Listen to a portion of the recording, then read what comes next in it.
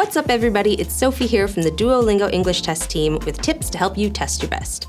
In this video, I'm going to talk all about the updates to the DET, which are on the test as of April 2nd, 2024. Today, we'll cover interactive writing, read and select, and fill in the blanks. You might have already seen these on a practice test. So in this video, I'm going to explain to you what these updates are, how the new questions work, and why we're adding them to the test. And at the end, I'm even going to do a live demonstration of these new questions with my best tips and tricks. Here to help me explain why we're making these changes to the DET is my dear friend and assessment researcher, Dr. Ramsey. Look at that! Dr. Ramsey is here with us. Thanks for coming, Ramsey. So can you tell us what you do at Duolingo? Sure. I have a PhD in educational measurement, and I'm a psychometrician who specializes in researching the validity and efficacy of the test. That's an important job. So since we have a few updates coming to the test, I'm hoping you can help us dive into what they are and why we've made them. First of all, can you tell us about interactive writing? Absolutely. The interactive writing question is replacing read, then write. Just like read, then write, you will first be asked to write about a given topic for 5 minutes. What makes interactive writing different is that after writing for 5 minutes, you will receive a follow-up prompt. This will help you elaborate on the topic for an additional 3 minutes. And the follow-up prompt is customized based on your response to the first prompt, which is what makes this new question type interactive. And it contributes to literacy and production subscores, right? Exactly. I knew it. Can you explain why we've added this to the test and removed read, then write? Sure. This new task allows you to showcase your higher level writing skills and increases the total amount of time devoted to writing on the DET, allowing you to better demonstrate your writing proficiency.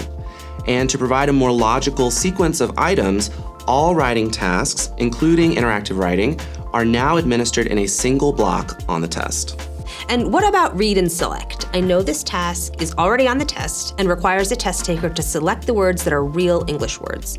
So how is this changing?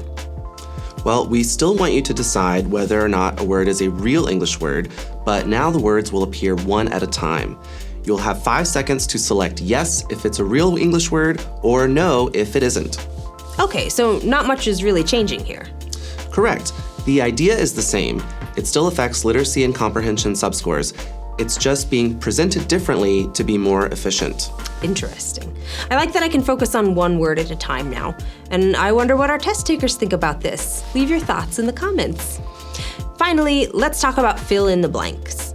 For this item, you need to complete the sentence with the correct word. You will read a sentence with one unfinished word and then fill in the blank to complete the word, right? Exactly.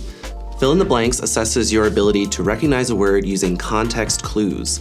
You have 20 seconds to complete each fill in the blank question. It looks like read and complete in some ways, but there's only one unfinished word. That's right. It's very similar, but you are correct. It is just one unfinished word. This allows us to assess your knowledge of specific vocabulary. Your performance on fill in the blanks will contribute to the literacy and comprehension subscores. Amazing. Thanks, Ramsey. Now, let's get into some tips and tricks for these questions. We'll start with interactive writing. So, like we said, there are 2 steps to this item. When interacting with the item, you'll be able to see the current step's question as you write. And during step 2, you'll still be able to see your initial response. As with any writing you do, proofread carefully and do not click next until you've checked your response on the current step. When responding to the question, use all the time you have. That way you can be sure your responses are the best they can be. You want to write as much as you can, as long as you're using English effectively and it's relevant to the topic. Now, read and select. When interacting with the question, click yes or no to select if the word is a real English word or not. After you make your selection, the next question will automatically appear.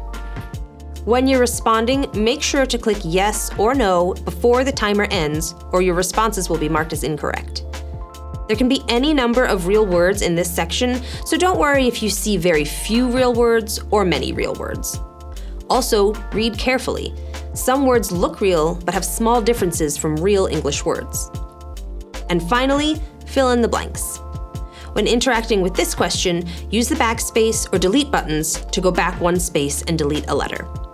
When responding, read the whole sentence before focusing on the unfinished word. You want to use context clues to help you. That's it, test takers.